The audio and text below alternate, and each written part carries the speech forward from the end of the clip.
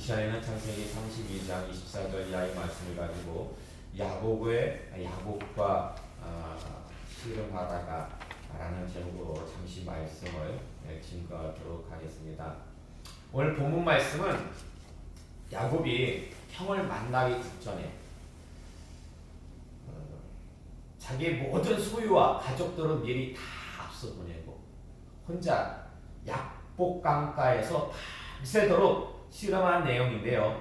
여러분 오늘 본문 24절 보세요. 24절 보면은요, 야곱이 누구하고 씨름을 합니까? 천사. 아니 거기 성경에 뭐라고 나와 있어요?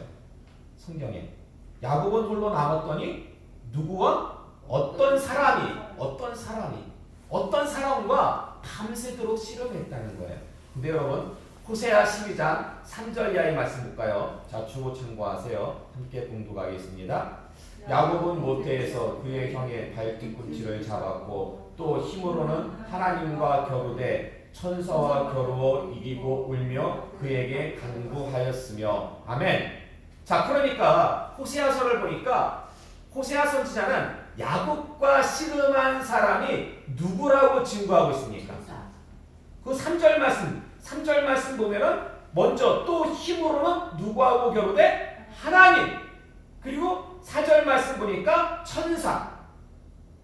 그러므로 지금 창세기 말씀과 호세아 이 말씀을 보니까 야곱이 씨름했던 상대방은 사람이요 그리고 하나님이요 동시에 천사였다라는 것입니다.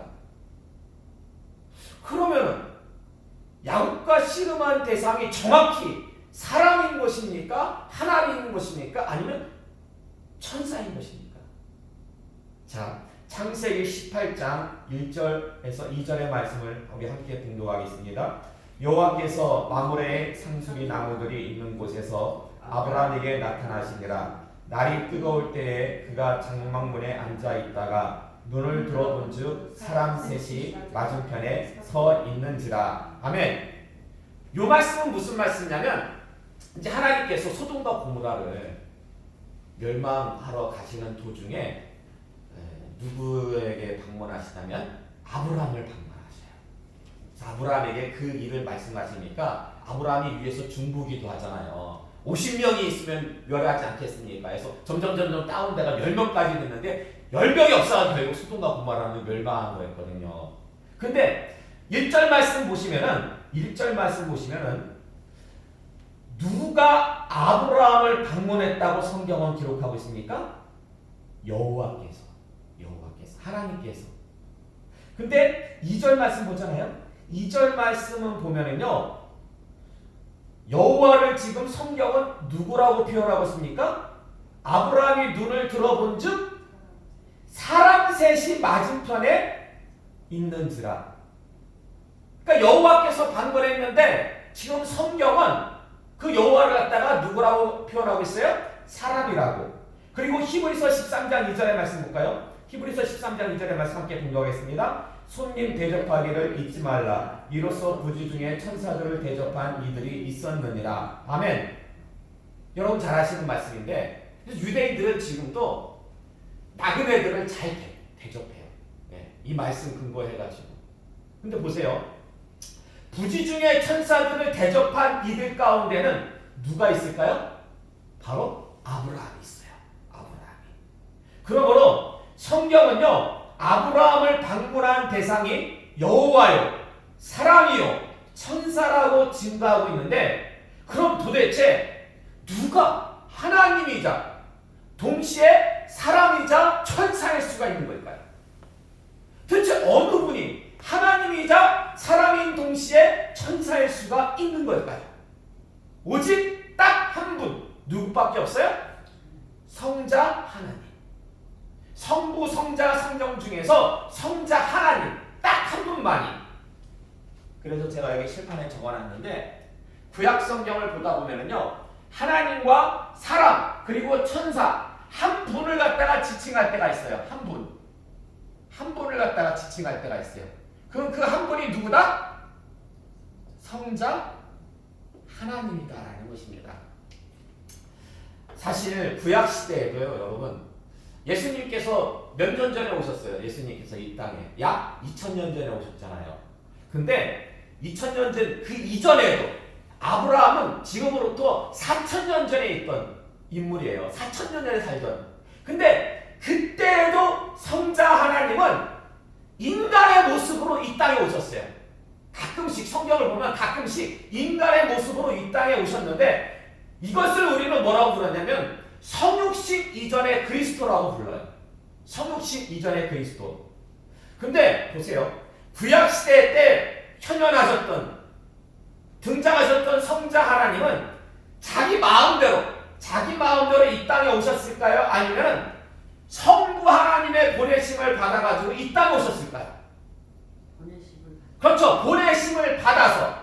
그래서 성경은요, 우리가 지금 성경을 갖다가 볼 때 성자 하나님께서 인간의 모습을 갖다가 가지고 오셨기 때문에 그냥 우리 눈으로 보면은 사람의 모습으로 보여요. 그러니까 아브라함의 눈을 볼 때도 사람의 눈으로 보였고 야곱의 눈으로 볼 때도 사람으로 보였어요. 그래가지고 사람이라고 그렇게 성경은 기록하고 있는 거예요. 근데 실제는 그분이 성자 하나님이시잖아요. 그럼 왜 그분을 갖다가 천사라고도 그렇게 표현을 하냐면 천사라는 뜻이 무슨 뜻이냐면 보내심을 받았다라는 뜻이에요. 보내심을 받았다. 근데 예수님은 누구로부터 보내심을 받았어요? 성부 하나님. 성부 하나님으로부터 보내심을 받았어요. 예수님은 임의대로 자기 마음대로 아무리 구약시대라도 자기 마음대로 이 땅에 오신 적이 없어요. 항상 하나님의 뜻을 쫓아가지고 이 땅에 오셔가지고 사역을 하셨다라는 것입니다. 그렇기 때문에 예수님을 천사라고도 표현할 수가 있다라는 것입니다. 근데 사실 여러분이 성경을 이렇게 읽다 보면은요, 성육신 이전의 그리스도를 구약에서 성육신 이전의 그리스도를 표현할 때 이렇게 하나님, 사람, 천사 세 단어를 한꺼번에 사용하는 경우보다는 하나님과 천사 이렇게 두 단어를 번갈아서 사용하는 경우가 훨씬 더 많아요. 창세기 22장 15절 이하의 말씀 볼까요? 창세기 22장 15절 이하의 말씀 함께 봉독하겠습니다. 여호와의 사자가 하늘에서부터 두 번째 아브라함을 불러 이르시되 여호와께서 이르시기를 내가 나를 가리켜 맹세하노니 아멘. 자, 이 장면은 아브라함이 이제 이삭을 바칠 때에 그 칼로 들어가지고 죽이기 직전에 하늘에서 음성이 들리잖아요. 아브라함아. 그때 계속해서 주신 말씀인데 여기 15절 말씀 보면은요. 15절 말씀 보시면은 누가 아브라함을 부른다고 기록하고 있습니까? 여호와의 사자가. 여호와의 사자가 누구예요? 바로 천사죠. 천사. 근데 16절에 보면은 누가 말씀하시기를, 누가 이르시기를? 여호와께서. 그러니까 지금 한 분을 얘기하고 있는데 15절에서는 천사라고 말하고 있고 16절에서는 여호와라고 말하고 있습니다. 이분이 누구예요? 이분이 바로 성자 하나님. 그리고 출애굽기 3장 2절과 4절의 말씀 함께 봉독하겠습니다. 시작. 여호와의 사자가 떨기나무 가운데로부터 나오는 불꽃 안에서 그에게 나타나시니라. 그가 보니 떨기나무에 불이 붙었으나 그 떨기나무가 사라지지 아니하는지라. 여호와께서 그가 보려고 돌이켜 오는 것을 보신지라. 하나님이 떨기나무 가운데서 그를 불러 이르시되 모세야 하시매 그가 이르되 내가 여기 있나이다. 아멘. 모세가 처음에 하나님으로부터 소명받을 때 그때는 목동이었어요. 근데 보니까 떨기나무에 불이 붙었는데 이상하네. 이게 타질 않는 거예요. 불이 붙었는데 가까이 가서 본 거죠. 근데 2절 말씀 보니까 그 떨기나무 불꽃 가운데 누가 계십니까? 2절 말씀 보세요. 성경이 뭐라고 기록하고 있습니까? 2절 말씀 보면요, 떨기나무 불꽃 가운데 있는 분이 누구예요? 여호와의 사자가. 천사가 떨기나무에 불꽃 가운데 있어요. 근데 4절 말씀 보시면요, 누가 모세를 부른다고 성경은 기록합니까? 그 불꽃 안에 있는 누가? 여호와께서, 하나님이 모세를 부르셨다고 성경은 성경은 기록하고 있습니다. 그러므로 떨기나무 불꽃 가운데서 모세를 부르신 분은 누구예요?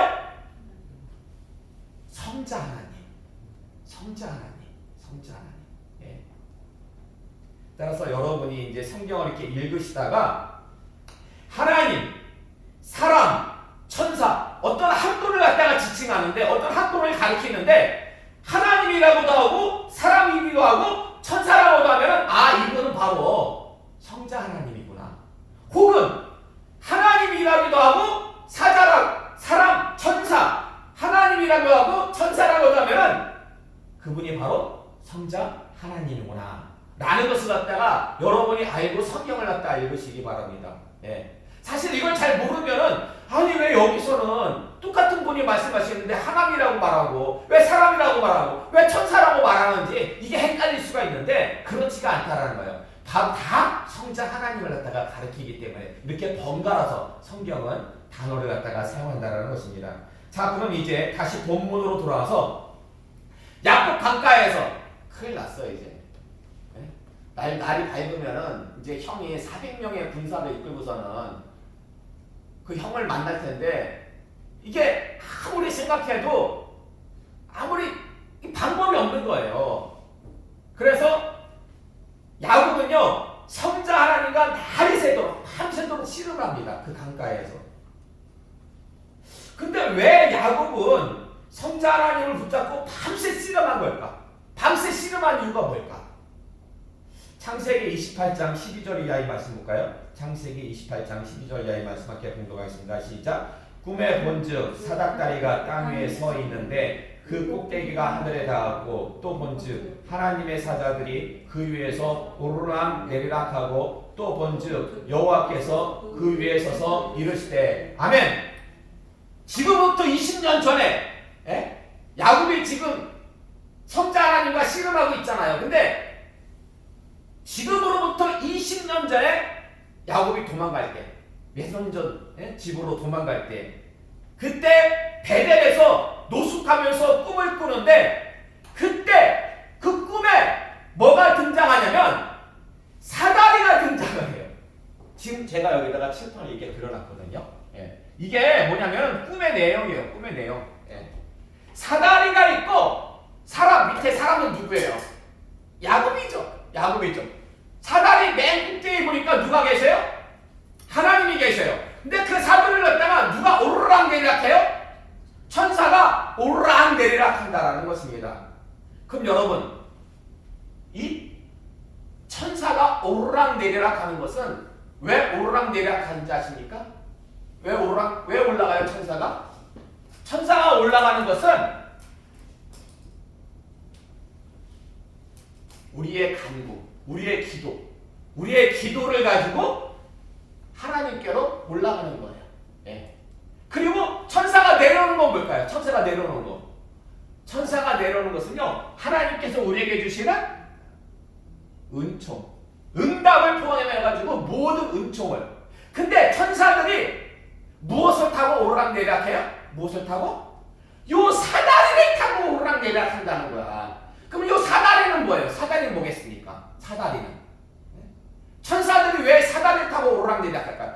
이 사다리가 없으면 천사들이 못 가요. 이 땅하고 하늘하고 연결되어 있는 게 유일하게 사다리예요. 그럼 이 사다리는 뭐냐? 사다리가 바로 예수 그리스도예요. 영원한 중보자 예수 그리스도. 그러므로 여러분 이 꿈의 내용은 뭐냐면 우리들의 모든 강구 천사가 아직 올라가는데 누구를 통해서? 예수 그리스도를 통해서. 예수를 통해서 올라가고 하나님이 우리에게 주시는 모든 은총도 누구를 통해서 주신다? 예수 그리스도를 통해서 주신다라는 것입니다. 자, 그럼 보세요. 지금 야곱이 사다리이신 성자 하나님을 붙잡고 씨름을 밤새도록 하는 것은 그게 어떤 의미가 있는 거예요? 지금 20년이 지나가지고 야곱 강가에서 야곱이 혼자 남아가지고 성자 하나님을 밤새도록 붙잡고 지금 씨름하는데 이게 무엇을 의미하는 겁니까? 지금 야곱은요 하나님 앞에 제발 나 좀 살려달라. 예? 완전 막다른 물목이잖아요. 예. 지금 방법이 없어요. 방법이. 하나님 외에는 의지할 뿐이 없는 거예요. 그래서 지금 나를 좀 저에게 은총을 좀 베풀어 달라고 지금 기도하고 있는 거예요. 이게 실험하는 게. 예. 근데 보세요. 밤새 기도하던 야곱에게 어떤 일이 생깁니까? 여러분 어떤 일이 생겨요? 예? 오늘 본문 말씀 보세요. 오늘 본문 25절의 말씀을 보니까 예? 그 성자 하나님이 야곱의 허벅지 관절을 치십니다. 이걸 예전 개혁 성경에는 환도뼈라고 해요. 환도뼈를 쳐가지고 위골시켜요. 부러뜨려요. 예. 근데 왜 환도뼈를 갖다가 부러뜨리신 걸까? 왜? 그거 보면은 이유가 있어요. 25절 상반절의 말씀 보면은 자기가 야곱을 이기지 못함을 보고 그러니까 성자 하나님이 야곱을 이기지 못했기 때문에 야곱의 환도뼈를 갖다가 내리치셨다라는 것입니다. 근데 여러분 이게 말이 됩니까? 성자 하나님하고 야곱하고 싸우면 누가 이겨요? 대답을 못하시네. 당연히 하나님이 이기시죠. 근데 왜 성경은 이렇게 기록하고 있는 걸까요? 왜 성자 하나님이 야곱을 이기지 못해가지고 야곱의 환도뼈를 치셨다라고 그렇게 말도 안 되는 내용을 여기다 기록한 이유가 뭘까요? 이 표현은요 실제로 성자 하나님이 야곱과 싸워가지고 이기지 못했다는 내용이 아니에요. 이 표현은 성자 하나님이 야곱의 필사적인 강구 저에게 은총을 주세요라고 지금 강구하고 있잖아요. 사다리 지 성자 하나님을 붙잡고 이 강구를 뿌리치지 못하셨다라는 거예요. 외면치 못하셨다. 이제 방법이 없거든요. 야곱은 하나님밖에 방법이 없는 거예요. 그러니까 붙잡고 살려달라고. 아니 지금 당장 내가 죽을 판인데 물에 빠져 죽기 일부 직전인데 붙잡아야죠. 안 붙잡으면 죽는데. 근데요 마태복음 7장 7절에서 8절의 말씀 볼까요? 마태복음 7장 7절에서 8절을 함께 공독하겠습니다. 구하라 그리하면 너에게 주실 것이요 찾으라 그리하면 찾아낼 것이요 문을 두드리라 그리하면 너에게 열릴 것이니 구하는 이마다 받을 것이요 찾는 이는 찾아낼 것이요 두드리는 이에게는 열릴 것이니라. 아멘. 자, 요 말씀 누가 주신 말씀이에요? 요 말씀 누가 주신? 예수님. 예수님 누구예요? 사다리. 그러니까 4,000년 전에 4,000년 전에 그 야곱과 씨름하시던 야곱과 씨름하던 성자 하나님이 이제 우리에게 주신 말씀이 뭐냐면 구하라 찾으라 두드리라는 것인데요. 이 단어가요 다 미완료입니다. 미완료 시제예요. 그래서 이 말씀을 좀 더 쉽게 의역하면 이거예요. 한 번 구하고 두 번 구하고 세 번 구하고 끝이라는 게 아니에요. 끝까지 구하라는 거예요. 주실 때까지 은총을 주실 때까지 끝까지 구하고 끝까지 잡고 끝까지 두리라는 거예요. 저한테 성경을 번역하라 하면 전 이렇게 번역하고 싶어요. 끝까지 구하라, 끝까지 찾으라, 끝까지 부르라. 그럴 때 무엇이 주어져요? 응답이 주어진다는 거예요. 응답이. 그래서 결국 야곱도 응답 받습니까? 못 받습니까? 축복받아요. 야곱. 근데 문제는 뭐냐면 왜?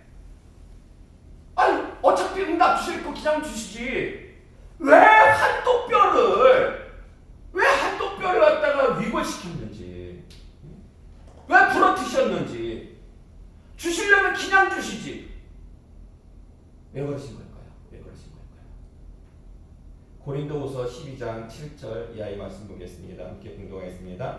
여러 계시를 받은 것이 지극히 크므로 너무 자만하지 않게 하시려고 내 육체에 다시 곧 사탄의 사자를 주셨으니 이는 나를 쳐서 너무 자만하지 않게 하려 하심이라. 나에게 이르시기를 내 은혜가 내게 족하도다. 이는 내 능력이 약한 데서 온전하여 짐이라 하신지라. 아멘.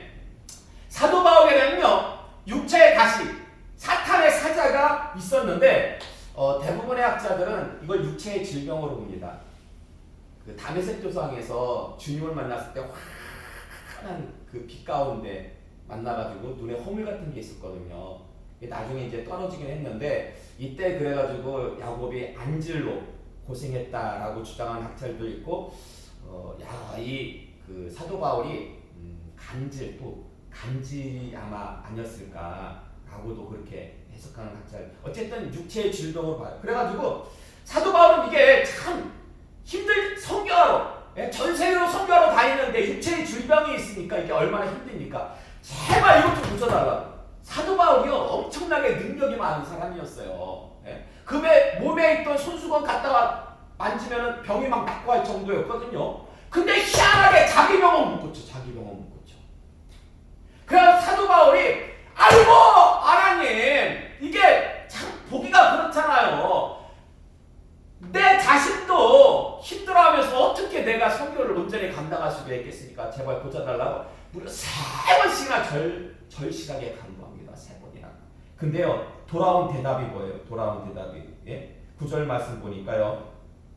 내 은혜가 즉 하나님의 은혜가 너에게 족하다. 이것은 내 능력이 즉 하나님의 능력이 약한 데서 온전하여 짐이라. 사실 성자 하나님께서 야곱의 환도뼈를 부러뜨리사 쩔뚝거리게 하신 것은요 바울에게 주신 육체의 가시와도 같은 거예요. 그래서 성자 하나님이 야곱의 환도뼈를 치신 데에는 이런 뜻이 있는 것 같습니다. 이제까지는 너가 어떻게 살았냐? 야곱의 이름 뜻이 그렇잖아요. 속이는 자라는 뜻이잖아요. 정말 잔꾀 있잖아요. 잔꾀. 어떤 세상적인 처세술 이런 거에 대가였어요. 야곱이. 근데 이제부터는 그렇게 살지 마라. 이제는 그렇게 살지 말고 오직 하나님을 바라고. 여러분 야곱에게 문제가 뭐냐면은 동기도 선하고 결과도 선하지만 과정이 안 좋다라는 거예요. 그 방법이 안 좋았다라는 거예요. 그러지 말고 방법까지도 하나님께서 원하시는 그런 모습으로 살아라. 그래서 보세요. 이제 야곱은요 쩔뚝거려요. 그 고관절, 이 환도뼈 있는 부분이 부러졌으니까 어떻게 해요? 쩔뚝거리며 사는 거죠. 걸을 때마다 이 환도뼈에서 고통이 느껴질 때마다 뭐가 생각나겠습니까? 이제 꾀 부리고 살지 말자. 이제 꾀 부리고 살지 말자. 저는 이렇게 아침에 샤워를 하고 이렇게 머리를 말릴 때 일단은 먼저 선풍기 있잖아요. 선풍기에다 이렇게 말려요. 선풍기에다 말리고 그런 다음에 헤어 드라이기를 갖다가 이렇게 쓰거든요.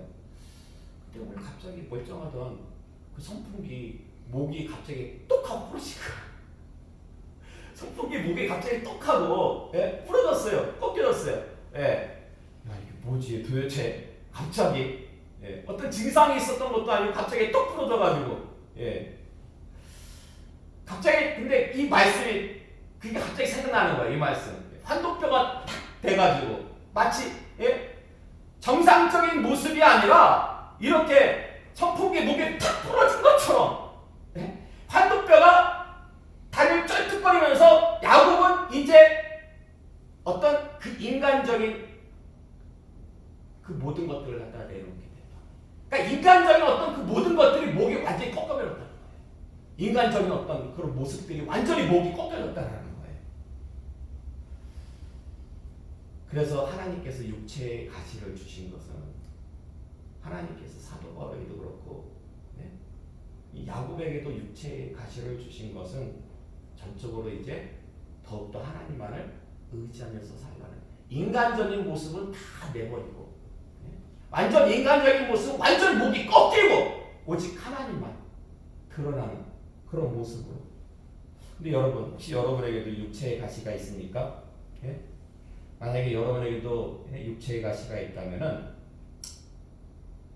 그 가시 때문에 원망하거나 불평하지 마시고 오히려 감사하시기 바랍니다.